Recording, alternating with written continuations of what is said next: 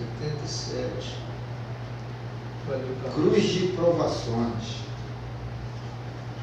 Anotas angustiados as ocorrências afligentes da existência e não podes acalmar as exclamações de pessimismo, considerando-te desditoso.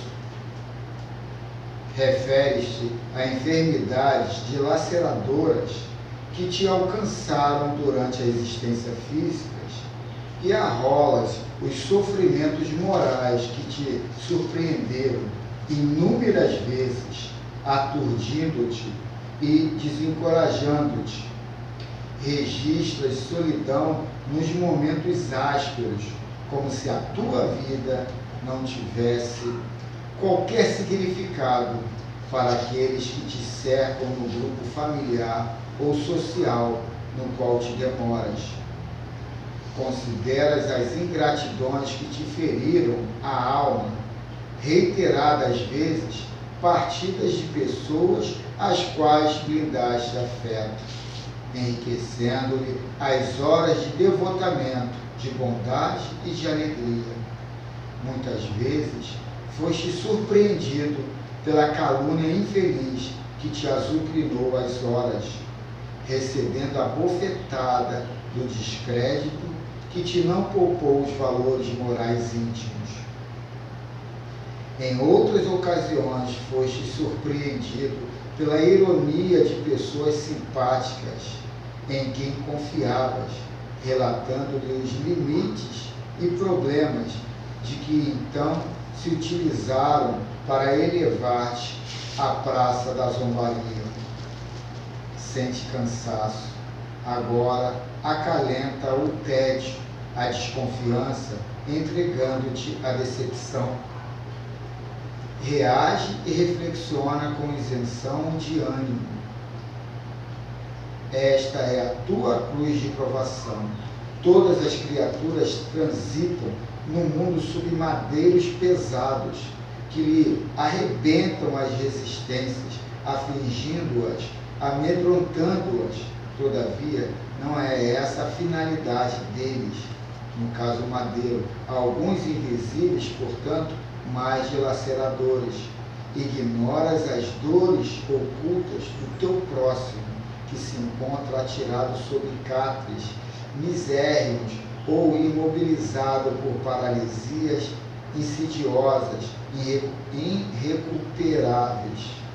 Não sabes das decepções que asfixiam os portadores do mal de Hansen, da AIDS, da decomposição orgânica em vida, nem das macerações da alma, que empurraram para as profundezas da loucura verdadeiras multidões.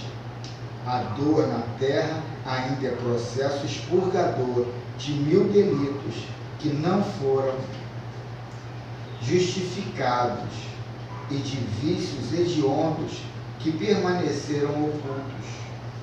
A misericórdia de Deus faculta ao espírito calceta recuperar-se pelo sofrimento, depurar-se mediante a cruz das provações, em cujas traves reconsidera atitudes, programa atividades dignificantes, alça-se ao bem. Assim mesmo, não são poucos aqueles que, ao invés de retemperarem o ânimo na forja da agonia, deixam-se consumir pelas chamas da revolta, que somente piora a própria situação. Aberto à vida está o amor, todavia ei-lo humilhado no chão da mesquinhez e na promiscuidade do primitivismo.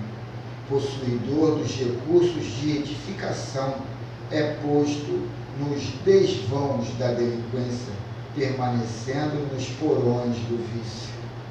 O amor, no entanto, é o hífen de ligação do homem com o seu irmão e com Deus. Quando logra permear de vida aquele que se lhe permite penetrar. Deste modo, se te sentes atado à cruz das provações dolorosas, adorna com as flores do amor fraterno, transformando as tuas dores em fontes de esperança em relação ao futuro. Com resignação dinâmica, supera os momentos mais graves e alegra-te, tendo em mente que dos braços dessa cruz te alçarás mais rapidamente às elevadas esferas da libertação. Que assim seja. É aí que eu falei que tinha a ver. Senhor Fernando, pode fazer a prece inicial, senhor Fernando? Deus, meu Pai, Jesus, nosso mestre amado, muito obrigado por mais essa oportunidade que está nos concedendo, nesse lar de paz, de amor e de vontade. Que todos os nossos irmãos que aqui se encontram presentes neste momento, ou pedindo, Pai, seja reencarnado ou desencarnado, que os seus pensamentos estejam instalados para o caminho do bem, para o caminho do amor, para o caminho da fé e da vontade. Deus, eu te peço, Deus, que os nossos irmãos que se encontram na responsabilidade de ajudar o seu próximo, da cura dessas enfermidades que se encontram no momento no planeta Terra, do qual o homem fez por merecer, particularmente pedindo aos profissionais, particularmente do nosso imenso Brasil, que eles usem o poder da honestidade e da bondade, pois sabemos o tipo de notícias que estão encontrando. Ó Deus, por que tanto acontece esses problemas? Uns precisando de ajuda e o outro tirando proveito e benefício próprio das dores, das aflições do seu próximo. Muito obrigado, Deus. Perdoa, pois esse seu filho que tanto pede e às vezes não sabe o que fala, o que pensa, o que sente, enfim. Muito obrigado, te agradeço e passando a palavra ao nosso irmão que dirige o trabalho da manhã de hoje nessa casa de caridade de Geraldo Grequinho, que assim seja. Muito bem. Então, vamos ao estudo da manhã de hoje, do Livro dos Espíritos, na questão 334. Livro dos Espíritos, a questão é 334. É a pergunta: há predestinação na união da alma com tal ou tal corpo, ou só a última hora é feita a escolha do corpo que ela tomará? A resposta: o espírito é sempre de antemão designado, tendo escolhido a prova a que queria submeter-se. Pede para encarnar. Ora, Deus, que tudo sabe e vê, já antecipadamente sabia e virá que tal espírito se uniria a tal corpo. É tal corpo ou tal corpo? Tal corpo. A tal corpo. Ele coloca que Deus ali já tem essa visão do futuro, mas que as coisas não é tão assim predestinada como a gente pensa, né? A gente vai ampliar isso aqui no Filosofia Espírita aqui. Deus tem o seu horário, né? E é tudo certo. O homem O problema todo é essa visão que a gente tem de Deus, né? Ainda muito limitada. Mas isso pode ser mudado, né? Não, pode quando a gente mudar nossas crenças, né? Não, mas eu estou te falando com relação à escolha.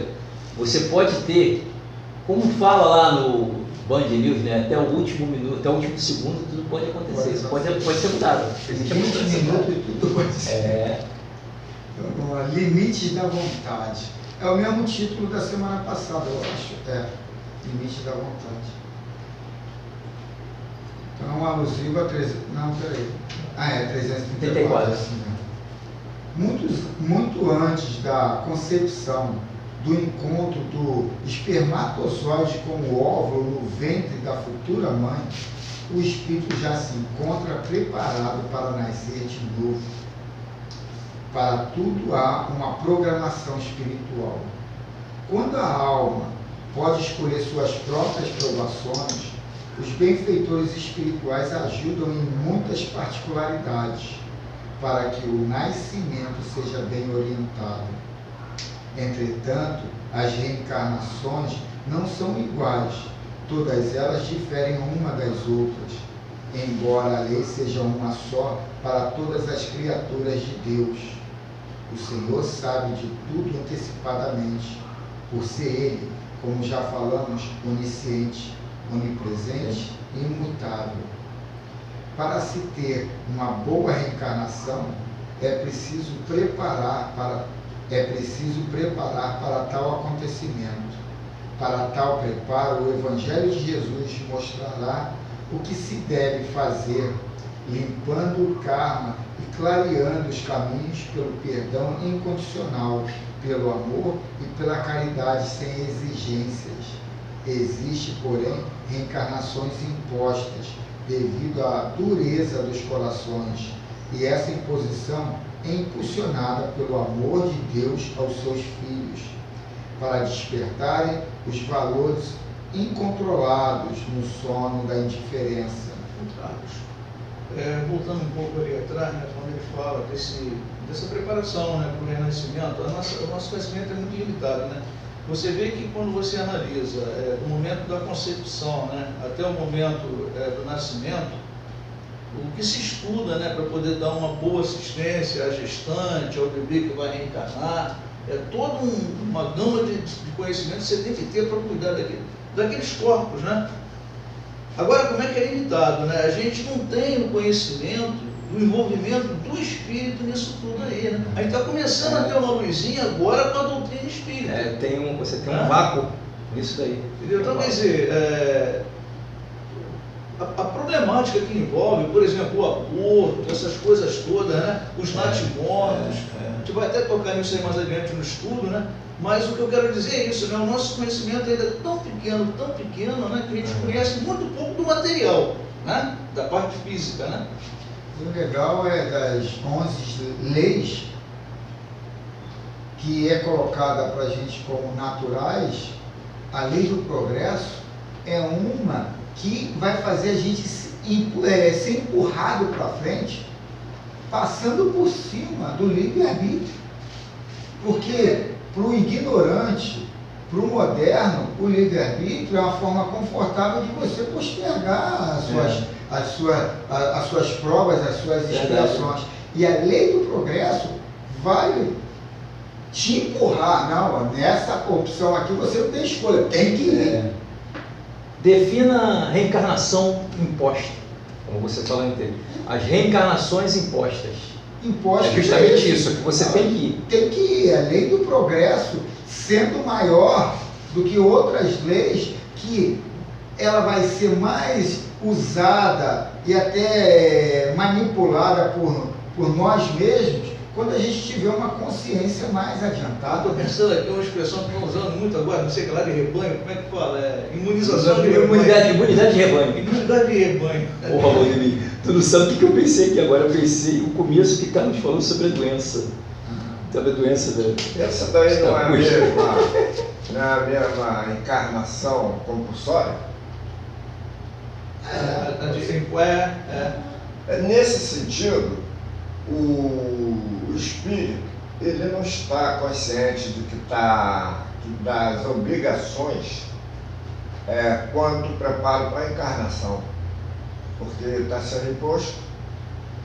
Então, mas é uma imposição pelo esse lado confortável da ignorância, de não assumir responsabilidade, por você não ainda ser independente por causa desses atributos da consciência ou da inteligência, você é colocado nessa compulsão, você é obrigado aí é que eu falei, da lei do progresso. Isso vai te empurrar para você ter que exercer. Como ele fala aqui, mais uma vez, encarnação compulsória, é um bate e volta? Não, é um aprendizado. Olha só, Eu sei, mas existe essa possibilidade de ter essa necessidade de ir e voltar tão rapidamente? Não, essa daí tem, mas aí existe. Porque a fatalidade, é que nem eu dei o exemplo aqui de você ir para uma balada. Pessoal, eu não estou olhando, dá licença, eu não estou olhando esse ponto de vista. Eu estou olhando da necessidade espiritual e voltar. Eu não estou olhando a partir dele ir então, e ter necessidade de voltar. Vai demorar na espiritualidade. A necessidade aí, então, a necessidade do bate-volta. Você não vai ter uma coisa, você então, vai chegar. Essa prática que tu está dizendo, nós chamamos aqui de natimorto, na vida material, que é o espírito que vem, ele encarna, reside ali naquela matéria um determinado número de horas ou dia e perece. Então essa vamos dizer, é o que nós chamamos aqui. Você não entendeu. Mas ele falou eu não estou usando isso, eu estou usando, por exemplo, uma pessoa, um espírito que tenha a necessidade, por exemplo, que fez a passagem dele. Não foi casualidade, já estava escrito na linha do tempo que ele ia fazer. Mas, ao mesmo tempo, eu necessito que ele retorne, porque ele tem uma missão. Existe essa possibilidade? Olha, quanto mais ignorante, isso aí é mais atuante.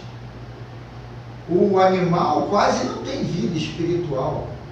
Ele vai e volta muito rápido, porque não depende dele. Então, você afirma que o grau de intelectualidade do cara significa dizer que ele vai ter um tempo para depurar mais, para poder ter mais aprendizado. Lógico que há exceções, né? Então, quer dizer, mas essa volta à carne mais rápida é um processo até de imposição, por você não responder por si próprio, por você não assimilar ou não filosofar de uma forma mais consciente no plano espiritual. Aquilo vai desencadear só em cima do fogo das situações, entendeu? Quer dizer, gastar tempo de você ficar um tempo lá na espiritualidade, se você já está numa linha mais dinâmica de aprendizado na Terra, isso acontece, mas isso aí é mais constante com espíritos mais ignorantes, porque faculta pouca necessidade dele ficar lá. Entendeu? Os iniciantes nas encarnações, eles começam assim, vai e volta, vai e volta. E agora as pessoas que vão aprendendo, demoram mais tempo lá. Mas isso aí não quer dizer que é regra, é assim, mas constantemente é assim.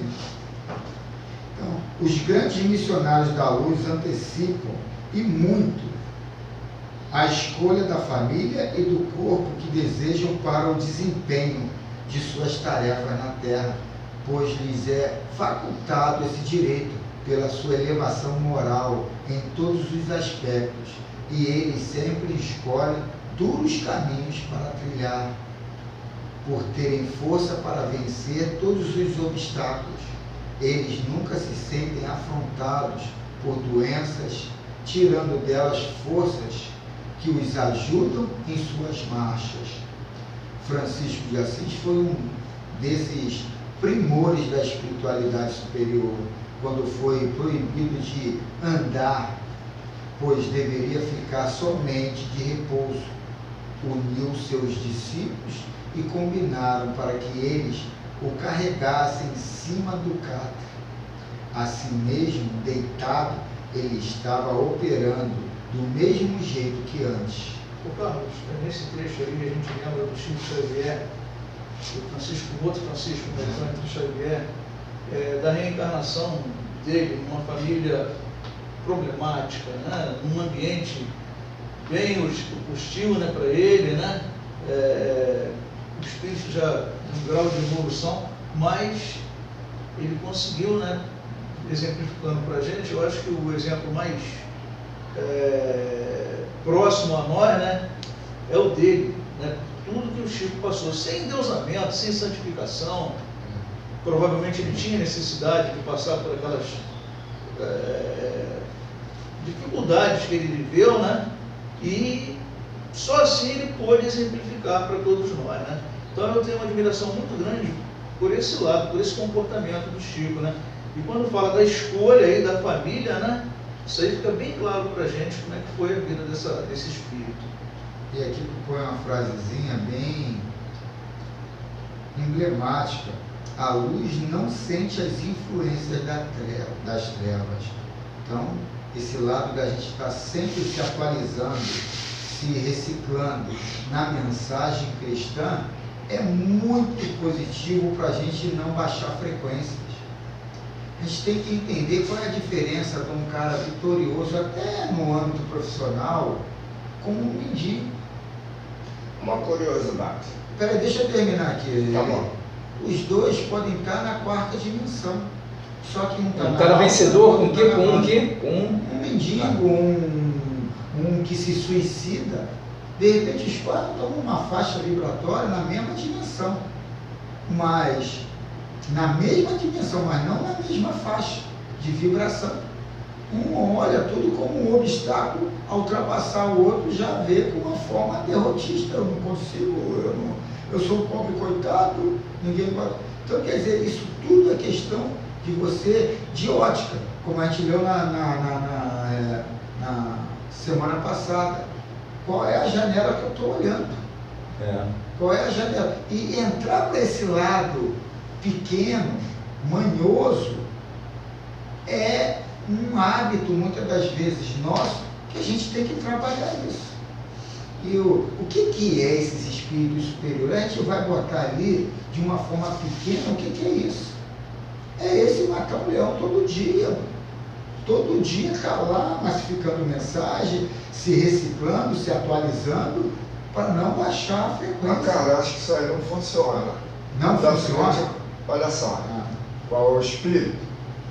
Aliás, você, eu, qualquer um de nós aqui, querer saber a dimensão que nós estamos, nós sempre vamos procurar tirar de nós determinadas coisas que são reais e vamos deixar, vamos dizer, aquele plano ilusório, se sentindo cômodo naquela posição ou achando que está muito além dos outros irmãos.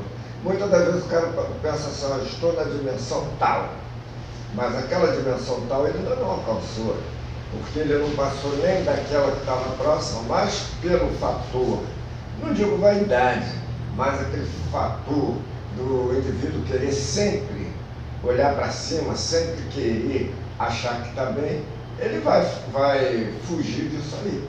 Acredito até que se ele estiver no secreto, trabalhando, e depois quando desencarnar ou quando tiver que encarnar, eu acho que seria mais apreciado. Quando o cara entra nesse lado crítico em qual eu estou, já baixou a frequência.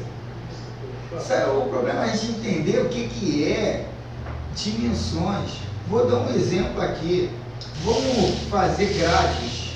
Uma dimensão tem grades horizontais e verticais. Só que a terceira dimensão, de você passar de uma faixa para outra, de uma grade para outra, você, na terceira, você vai ter que caminhar muito para chegar. Na quarta, não, a grade, a outra grade, a outra base, está um pouco mais perto, porque a quarta, a quinta, a sexta, são muito mais dinâmicas, muito mais próximas. A velocidade é o diferencial.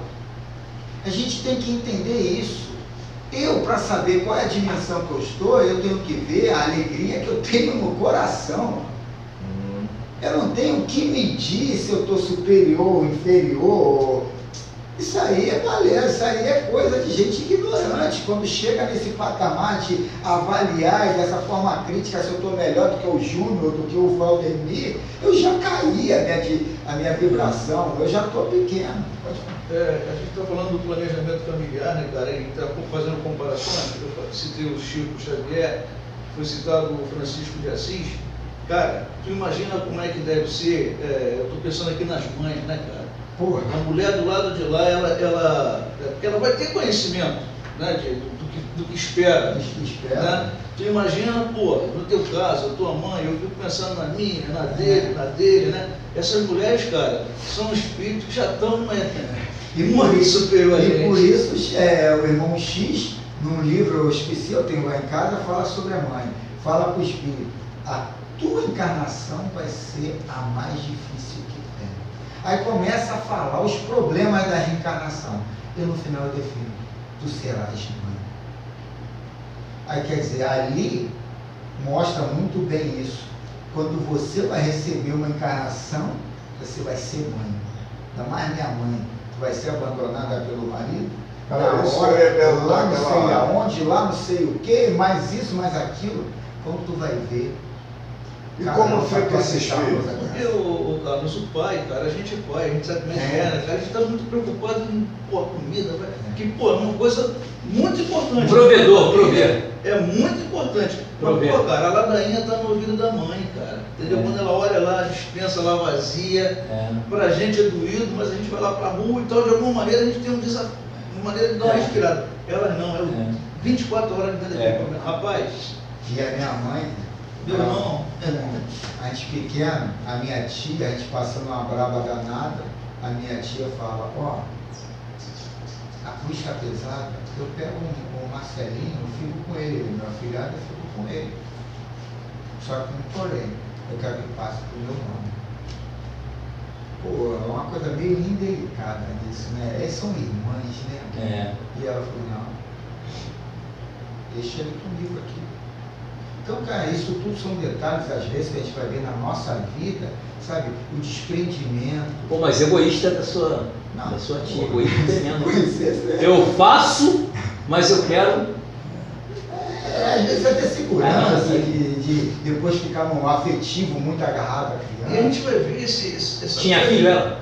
Tinha, mas duas meninas. Egoísmo. Às vezes até para segurar o marido, uma opção de coisa. Egoísmo. Isso aí começa, cara, com um animal. Tu já viu a galinha com os pintinhos, como é que é?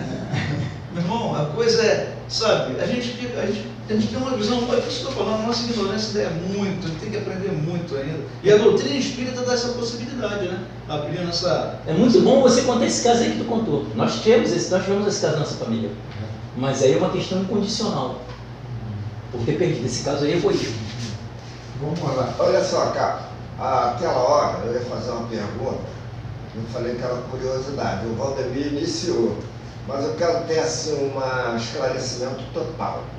O indivíduo, ele pegou uma senhora, a senhora pegou o indivíduo, como queira, mas fica aquela sequência como se eles fossem viver o compromisso de vida, de casal. Entretanto, o cara vai embora, some, deixa aquela responsabilidade daquela criança com aquela mulher. Ou às vezes também tem isso, a mulher às vezes vai embora e larga na mão do homem. Então, isso é coisa mais do espiritual ou é coisa mais do material? Eu acho que é um descompromisso do espírito, a minha visão. É mesmo que a gente está lendo aqui, sobre o comprometimento. A questão é de caráter. A questão é de caráter. Agora, abandonar um filho, abandonar uma mulher, abandonar um namoro que já está ali alinhado no casamento, isso tudo gera mágoas que mais tarde você vai ter que limpar aquilo. Então, numa potencialidade maior ou menor, você vai ter que ir lá limpar. Vai ter que limpar de uma forma ou de outra. Agora, a gente tem que entender de uma forma legal que o amor fraternal abole multidões de pecados. Eu era aquilo, hoje eu não sou aquilo, mas eu sou ou não sou? A gente não pode criar uma certeza no qual eu conscientemente não sei avaliar quem sou eu mesmo. Então, quer dizer, o amor fraternal agora multidões de pecado, quando você realmente modificou. Você não vai precisar resgatar aquilo porque você já aprendeu, já se modificou naturalmente com as mensagens que veio. Não há castigo, há ensino. Então, quer dizer, a gente tem que ver esse resgate não como castigo, e sim como aprendizado. Passei lá, fui reprovado e estou fazendo de novo. Agora, fiz ali um intensivo, uma recuperação, aprendi e não precisei passar de novo. Então, vamos ver. As colônias espirituais criadas pelos... Foi aqui? Não, a luz não, você não acabou de ver. A luz não sente a influência das trevas. Ah, lá em cima ainda? É. A luz não sente a influência das trevas. Mesmo com o corpo inválido para determinados trabalhos, o espírito irradia forças ainda mais poderosas para a construção da vida e a alegria de todos. Foi o exemplo que ele colocou ali de São Francisco de Assis. A inércia é para as almas ignorantes. É o que eu disse aqui do resgate. Né? A vida que se leva é, pois, uma mestra da escolha para os outros corpos no futuro. Então isso aqui a gente tem que gravar isso aqui. A vida que se leva é, pois, uma mestra da escolha para outros corpos no futuro. As nossas ações são semelhantes, são sementes de luz ou de trevas, e sempre colhemos o que plantamos na esteira das nossas caminhadas para Deus. Muito. Então isso aqui já responde ao Instituto, né? As colônias espirituais criadas pelos benfeitores são misericórdia para a consciência que pode acontecer conosco, e ainda mais, os irmãos mais velhos dali nos instruíram do que devemos fazer mais acertadamente. Aqueles dotados de humildade aprenderão a acolher melhor sua volta à carne, sem revolta e sem apego. Esse parágrafo aí é muito importante, porque aqui ele está falando da nossa situação do lado de lá, né? Ele valoriza as colônias espirituais, ele fala que lá você encontra espíritos preparados, né, para te instruírem o que você vai passar aqui na Terra, né? E se formos humildes, vamos aprender. Lá é uma forma mais clara, né? Aqui a gente também aprende muitas das vezes não enxergando. Mesmo aqueles que se encontram na erraticidade, sem pouso certo, são seguidos pela luz, que observa o seu amadurecimento, e no dia do toque em seus corações, certificar-se-ão de que as mudanças são melhores que a pertinácia no mal. Então isso aqui é a gente ter essa visão de ser uma pessoa a antecipar as situações e não estar de uma forma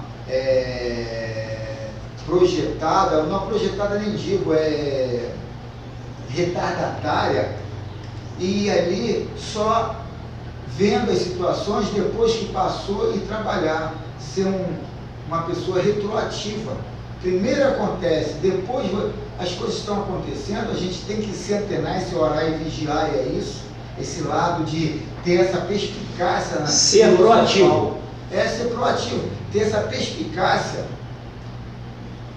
filosofal de compreender a mensagem chegando. Pô, é isso. Quando a gente não se recicla, a mensagem vem e a gente não consegue fazer a leitura.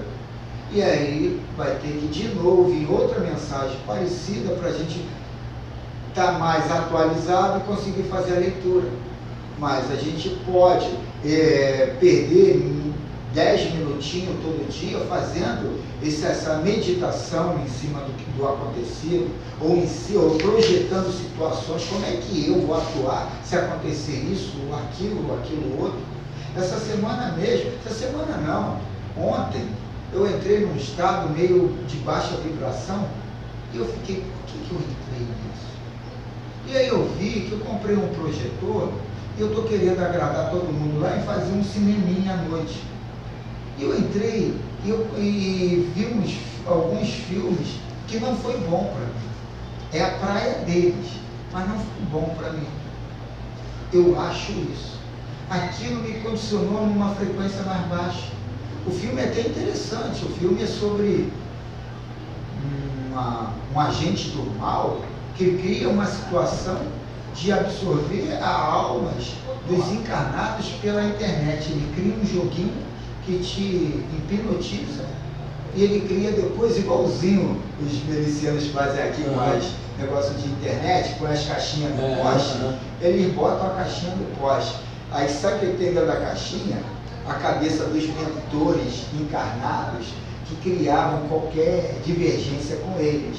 Aí ela conseguia usar aquela força que ele tinha de projetar emoções, situações para o trabalho do mal. Então, quer dizer, o filme até era interessante, que depois vem o bem ganha em cima. Mas aquilo tudo me causou alguma perturbação. E eu senti que aquela perturbação me criou dúvidas no meu âmbito profissional, financeiro e tudo, e eu entrei numa... Aí hoje, o estudo de hoje, que eu consegui fazer agora de manhã, à noite eu estava vendo Momentos Espírita, parei assim, botei lá, ouvi vídeos, e dormi, nem consegui enxergar, ouvi nada. Então, quer dizer, isso tudo e acordei mal, acordei ainda meio cansado, minha mulher, Você absorve isso, hein? Pelo jeito sim, né? Eu, conscientemente, acho que não, mas meu estado físico está cansado. Meu estado físico, até para minha mulher, ela falou, teu olho está fundo, parece que tu não dorme há dias. Eu falei, ontem eu mal botei o vídeo, apaguei. Acordei no meio da madrugada com um som do palestrante lá alto, eu fui lá, desliguei e desci. É interessante que a reunião de hoje foi muito pesada. Também, né? Para mim foi pesada. Deve ter sido por restante do grupo também, né? Sim, mas isso não foi só de ontem para hoje. Não, eu sei, eu estou te dizendo que tudo você É, vai tudo juntando, é uma somatória. somatória. Mesmo aqueles que se encontram na erradicidade, não, aqui eu já vi, né? Repete. Mesmo aqueles que se encontram na erradicidade, sem pouso certo, são seguidos pela luz, que observa o seu amadurecimento. E no dia do toque em seus corações, certificar-se-ão de que as mudanças são melhores que a pertinácia no mal. Foi aqui que eu parei. Aí então entrarão no preparo para escolher novos corpos, onde poderão encontrar a redenção, abraçando a luz e acendendo a sua própria claridade no coração. Para outra informação importante, né? Aí então entrarão no preparo para escolher novos corpos. Essa parte aí que eu estava falando, que a gente não tem esse conhecimento ainda, né? A gente conhece depois que chegou aqui, né? O véu da ignorância, hoje ou amanhã, cairá pela força, aqui está força, né? Força do progresso das almas. Esta é a lei do Criador. Muito legal o estudo de hoje, né? Muito importante, né? O assunto que a gente está dialogando aqui. Eu trouxe um livrinho aqui que são três mensagens, não, uma mensagem em 3 partes, todas elas pequenas, mas é muito legal, que vai dar o lado mais psicológico disso tudo, né? Primeira parte aqui, alexitimia. Aí ele explica lá dentro o que quer dizer isso. Jesus, aí ele fala aqui sobre um versículo de João 11, capítulo 11, versículo 33 ao 35. Jesus, pois, quando a viu chorar, e também chorando os judeus que com ela vinham, moveu-se muito em espírito, e perturbou-se, e disse, onde o pusestes? Disseram, Senhor, vem e vê Jesus chorando. Então vamos ver aqui a visão do Hamed sobre esse versículo.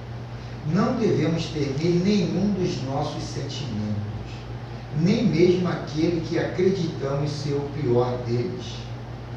antes de nos censurarmos por senti-lo, tomemos a decisão do que fazer com ele.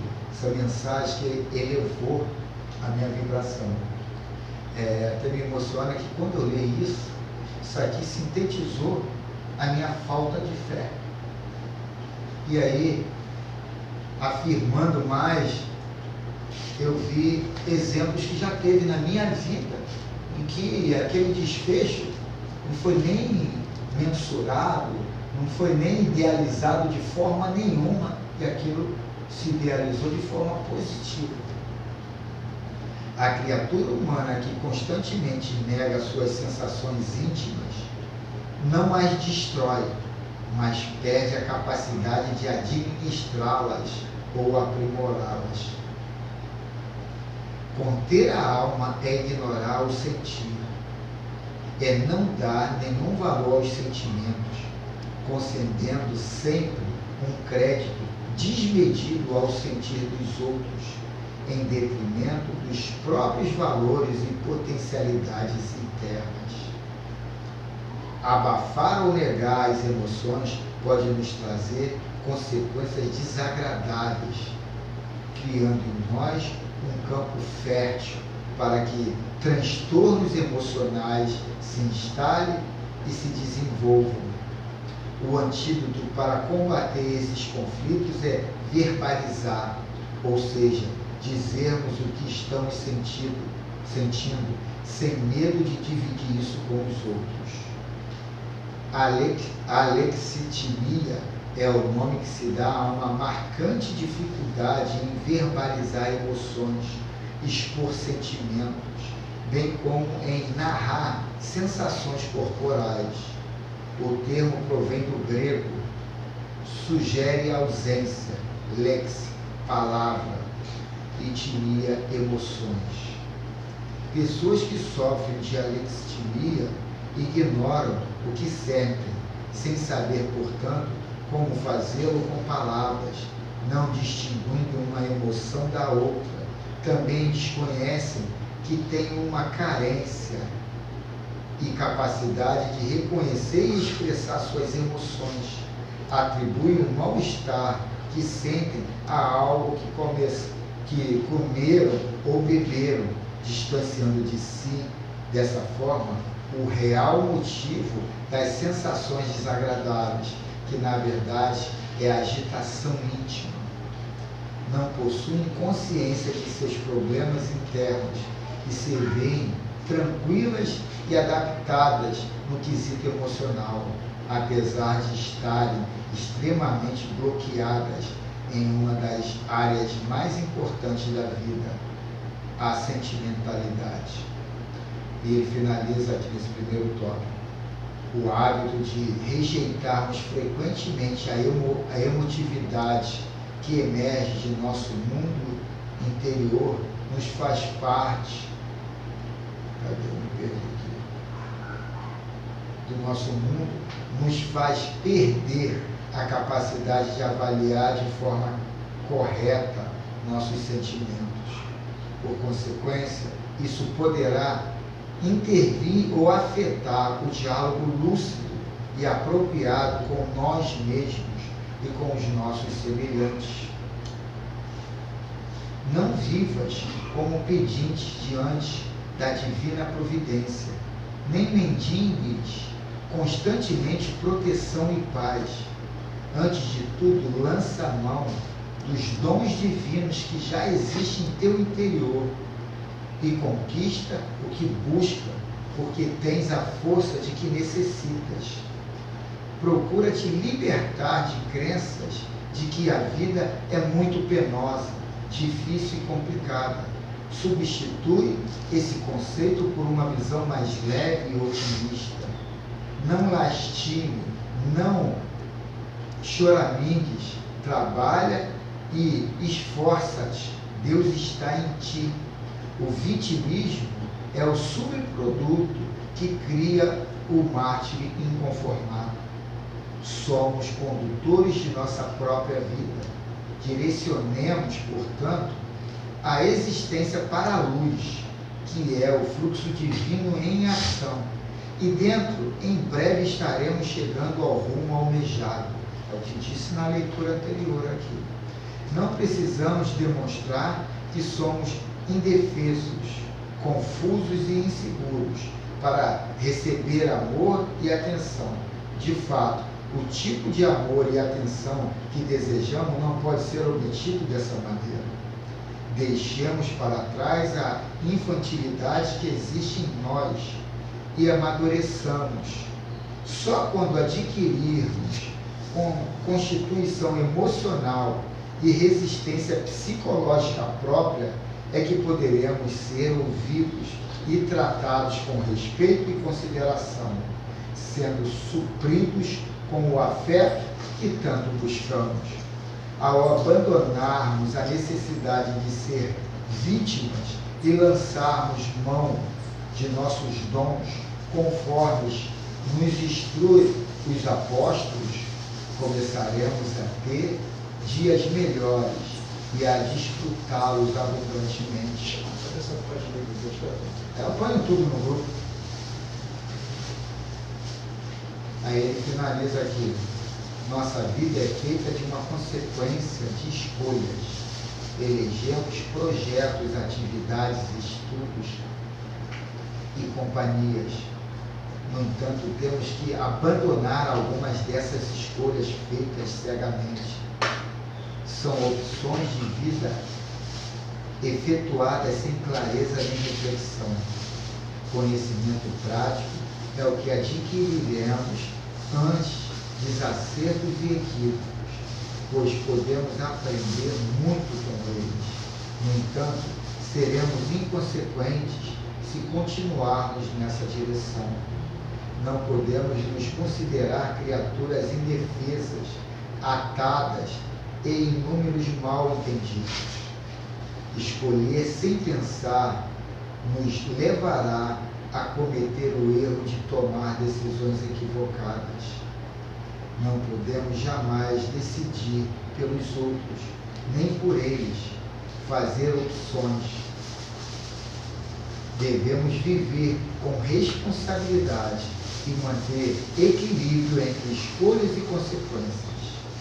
A cada novo dia temos o direito de refazer caminhos, reavaliar atitudes e redefinir projetos. Tudo está no nosso alcance e nada pode escapar de nossas mãos sem nosso consentimento. Um mal não é sempre um mal. Frequentemente, um bem deve disso surgir, que será maior que o mal. E é isso que não compreendeis, porque não pensais senão no momento presente ou em vossa pessoa, conforme nos ensina o livro dos Espíritos. Aí ele fala aqui aí é a lição 532. Aí diz aqui como é que é. E assim passa essa visão de que tudo já está elaborado e criado dentro de nós. Basta a gente ter essa força da vontade e largar de mão esse lado mais comercial de interagir. A gente vive numa troca de querer receber. Eu gostei da parte que você fala das escolhas inconsequentes, escolhas que a gente faz muitas vezes por coisas e são muitas vezes consequentes. De fato, cara, a vida da gente é só marcada do começo ao fim de escolhas. Qual o caminho que você deve seguir, o que você deve fazer. Aí tem umas que você vai tomar que é inconsequente, vai bater com um burro na água, aí volta. Aí às vezes tu toma outra escolha também inconsequente, aí volta. Às vezes na terceira ou na quarta é que você vai pensar 2 vezes para realmente fazer essa escolha que não seja inconsequente. Mas o legal é quando ele coloca que as escolhas mais ou não bem sucedidas são sempre escolhas de luz. A gente tem que entender que aquilo é um aprendizado. É verdade. E que o bem vai triunfar no final. O problema todo é o lado egoísta. Eu só penso em mim e no agora. Eu não procuro vibrar de estar se alimentando da mensagem que está vindo. atuei mal ali, o desfecho foi esse, mas eu aprendi. Você tem que olhar muito a tua volta, né, Carlos? Tem que olhar muito a tua volta. Eu estava aqui conversando com nossos irmãos também, e eu estava falando com eles. Isso é verdade. Muitas vezes eu não entendo nada do que li e do que ouvi. Aí me responderam. Segue o exemplo de Chico Xavier. Segue o caminho do bem, que você vai entender o que tu lê, o que tu está ouvindo. Quer dizer, o que eu entendi com isso? A gente falando uma coisa e falando outra coisa, mas o homem, ele só entende um pico d'água, mas ele ignora o oceano. Isso aí eu quero, né? Aí quando ele fala para me seguir o caminho do exemplo B, o caminho do Chico Xavier, ele, na verdade, o Chico Xavier era um ser analfabeto. Você vê que teve até coisa, não sei, eu também até contei. Teve uns anos aí que uma eleição, né? Para escolher o principal homem da Maria outro tempo. O principal homem da história do Brasil, Chico Xavier, ganhou. Mais seguros. Não foi? Então, quer dizer, que pelo você ler, Chico Xavier, acho que veio muito primeiramente. Mas espiritualmente, ele sempre pegou o caminho do bem, o caminho do amor, aonde ele chegou espiritual. Ele foi um autodidata também, Né? Autodidata. Muitas vezes, Autodidata. ele escrevia a mensagem dele, coisas aí, porque ele não sabia se identificar naquela mensagem. Ele era usado para coisa. Mas como, né, ele se entregou a coisa, e foi isso. Ainda está estudando. Não é que está estudando, mas ele continua estudando aonde ele está. Porque a encarnação, a gente fala muito do planeta Terra, mas não existe só no planeta Terra. Existe o outro, né? Por isso que diz, né, a casa do meu pai, a monta do lado. Então, o homem, particularmente, ele só fala de vida aqui, mas esquece as outras. Essa semana eu estava vendo televisão, eu estava suportando muito até nesse coisa que o Carlos deu. Aí vai passar essa semana aí no Globoplay o negócio do João de Deus, né? Aí eu comecei a fazer uma reflexão em cima daquilo. Eu acho, a minha opinião, tá? Que muita gente boa falou que o cara fez, realmente, muita gente séria comprovou as cirurgias que ele fez, as curas que ele fez, isso tudo. Mas o cara ali, eu acho que ele deixou a vaidade falar mais alto. Não, você acha? O caminho, ele tinha tudo para dar certo. Mas a vaidade ali falou muito mais alto, cara. Mas aí é que está, como ele colocou ali, se o caminho do bem. O que é o caminho do bem? Eu sigo o caminho do bem. Você segue. Muitas vezes, Carlos, o caminho do bem é você fazer sem olhar quem. Mas aí é que está. Mesmo sabendo que você vai ser sacaneado. Não, mas aí é que está, a gente está nisso de troca, de dar para receber. E o caminho do bem, de repente, eu me atualizar. Pode falar. E no livro aí, desculpa te cortar, Carlos, no livro ele deixou ali uma possibilidade para a gente muito legal, né? De você fazer esse planejamento, a questão da reflexão, vamos refletir e acreditar naquilo que a gente está professando, né? Na doutrina que a gente está professando. Falou-se de planejamento do lado de lá para uma existência aqui na Terra. Tá? Então a gente já não veio para cá assim, jogado, viemos jogado, né? Viemos através de um planejamento.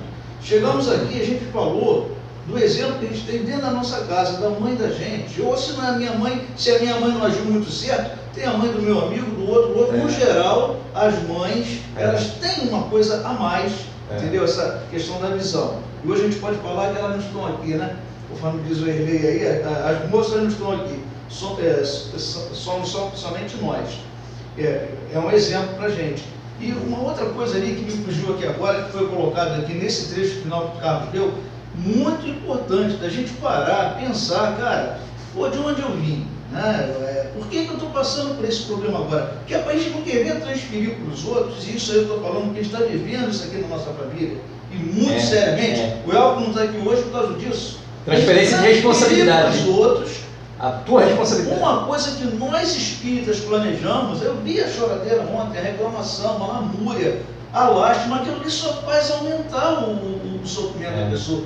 Será que a dor do outro dói menos do que a minha? Pô, o exemplo desse camarada aí, cara, pô, querendo ou não querendo, é uma lição pra gente. A Maria Elizabeth cansou de dar essa lição. Eu não estou falando dos delírios que ela tinha, não, que ela delirava um pouco, mas do sacrifício físico. Eu estou falando do físico mesmo, entendeu? De fome, de doença e tudo mais, e sorrindo, e encarando a coisa de boa. Mas a gente quer sempre jogar no colo do outro o problema que é meu e que é por meu benefício, cara. Isso aí não está acontecendo por diversão de Deus, não. É por misericórdia de Deus que eu estou tendo essa oportunidade com todas essas instruções. Mas a gente tem que comprar essa ideia e de verdade mesmo, né? E a fundo. Não é só o Espiritismo do Evangelho segundo o Espiritismo, não. É o Espiritismo do Livro dos Espíritos, do Livro Médico, a parte científica, a parte filosófica. Pô, cara, a coisa é muito clara. Por isso que eu pedi para o Carlos marcar a página ali, para eu reler depois, para eu, sabe, na minha via crucis, eu não achar que aquela via crucis é um castigo, é uma imposição. Não, eu escolhi isso aí. Eu estou vivendo a vida que eu escolhi. Pô, cara, quer melhor do que isso? E eu coloquei esse lado ali do que é bom, do que é o amor, o belo, o bonito, porque, como ele mesmo disse, Chico Xavier tinha uma cultura pequena. Por que se colocou nisso, nessa situação? De repente a gente faz uma frase e coloca dentro de uma frase uma atitude para eu me botar numa situação confortável. Pô, Chico Xavier não precisou estudar, todo mundo precisa estudar. Chico Xavier também precisou aquilo, mas eu também. Isso tudo que cada um de nós tem para suporte é dado pela misericórdia de Deus. A gente não tem que nas frases pegar e montar o mais confortante para a gente. A gente tem que ver que aquilo ali é uma coisa inserida em nós pelo nosso merecimento. Começou por atitudes pequenas, que depois foi crescendo, e hoje eu tenho um merecimento de ter essa virtude, de ter aquilo, porque eu já condicionei dentro de mim. Agora a gente tem que ver também as mensagens que vão abortar esse empreendimento maior. E às vezes a gente fala, né? Mas ali ele não precisou daquilo, aquele não precisou daquilo. Eu preciso. Eu não tenho que me apegar nessas mensagens que vai me castrar ou vai me dificultar em prol de um atraso que eu mesmo estou pegando para me justificar. Eu não tenho que me justificar. A gente hoje está falando, né, exatamente disso, né, a lição está sendo maravilhosa hoje, que ele está falando das dificuldades que a gente encontra na encarnação, das possibilidades que a gente tem de sair delas da melhor maneira possível, entendeu? Às vezes essa melhor maneira possível não vai ser aquela que a gente planejou, mas de qualquer maneira a gente vai estar saindo com instrução, sabendo, conhecendo. Se olha sempre, para quem já tem um certo conhecimento, eu não vou dizer que eu tenho conhecimento. Eu tenho uma noção das coisas dentro da espiritualidade. Então, o que acontece? Nós procuramos fazer a lógica, o bom senso, e isso ajuda muito. Quantas pessoas às vezes vêm me ajudar e falam, calma, que Deus está no controle, coisa e tal. Eu tenho resposta satisfatória espiritual para dar a essas pessoas que teve um cara, ele falou assim, você quer me dar licença? Eu falei, pois não. As coisas que tu me falou estão no coração, vou te dar um abraço. Aí ele dá um abraço, dá um beijo na testa. E isso aí não me envaidece, não. Até porque a maior alegria que eu teria se eu pudesse retornar a enxergar. Agora, voltando ou não voltando, uma coisa eu sei, a luz é divina, e essa eu tenho. Bem, gente, Depois a gente até continua com o assunto, né? Mas o horário está nos combinando. Não sei se a gente vai conseguir ouvir alguma coisa aqui, porque a internet está. Passou rápido. Né? Não, o Carlos acabou de ler 45, 15 minutos. O bate-papo final foi rapidinho.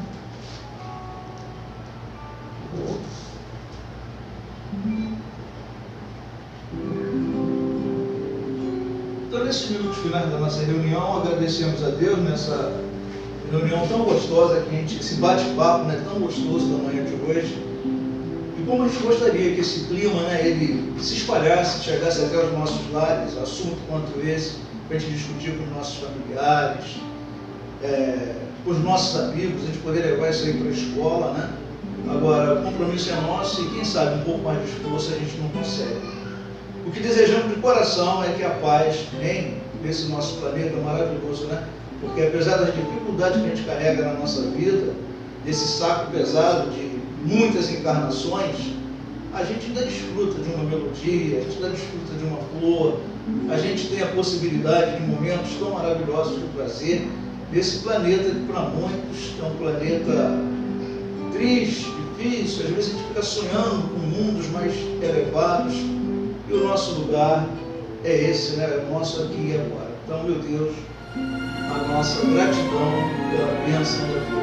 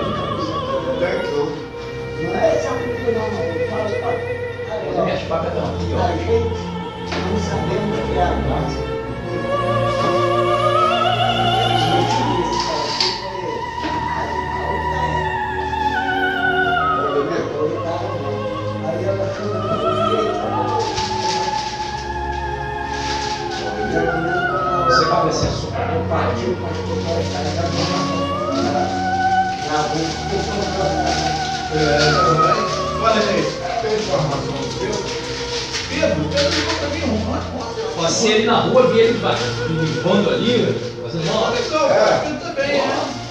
Também. Mais força ainda, limpando rua. Falei com a filha de Dona Giselda também, ela Só assim, dá para se preocupar. Aí, pessoal.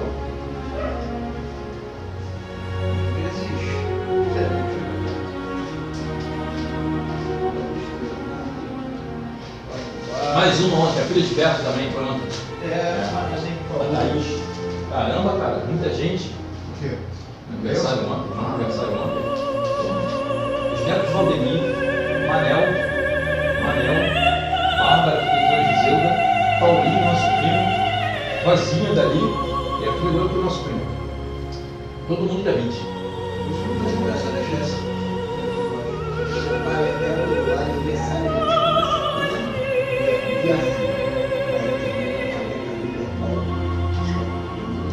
Vejo muito 5 de fevereiro? Ela, Não, nós isso vamos não. comemorar o aniversário de março. Que é aniversariante dela, né? Oi. Mas naqueles anos que ela nasceu, registraram ela, erraram, botaram dia 5 de agosto. Mas a nação é dia 5 de agosto, mas a gente é 5 de março.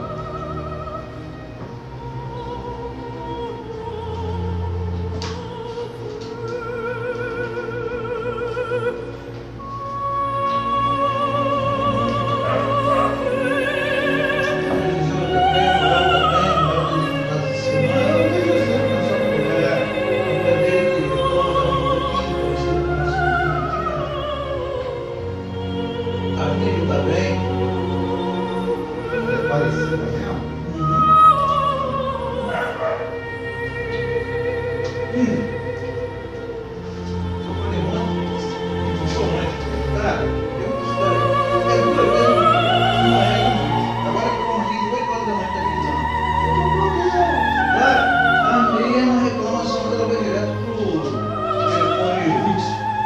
Aí é seu Rapaz, mas é a mesma reclamação. Eu posso até, ela não precisa nem falar, é só ela botar o gravar e deixar. Todo mundo é culpado, menos a pessoa. É complicado, cara. Ontem eu perdi a paciência. Disse, eu estou ocupado aqui, não dá não dá não. Não, tem alguma coisa pra fazer, cara. É uma preocupação, não Olha, vai você está assistindo um jogo, está assistindo um programa legal, se fosse uma emergência, você não tem nada a ver. E o cara, a mesma reclamação todo dia. Né? Mas ela leva o quê? Que o problema da vida dela aos outros é Exatamente. Não, eu nem falo mais nada, não adianta você falar aí, eu não faço um novo. Só uma vez, eu estava vendo o governo. Aí eu te botei para você que eu ia rir, cara. A mulher descobriu, descarregou em cima de mim lá. Mas a gente não tem esse costume. Da família, tá bom.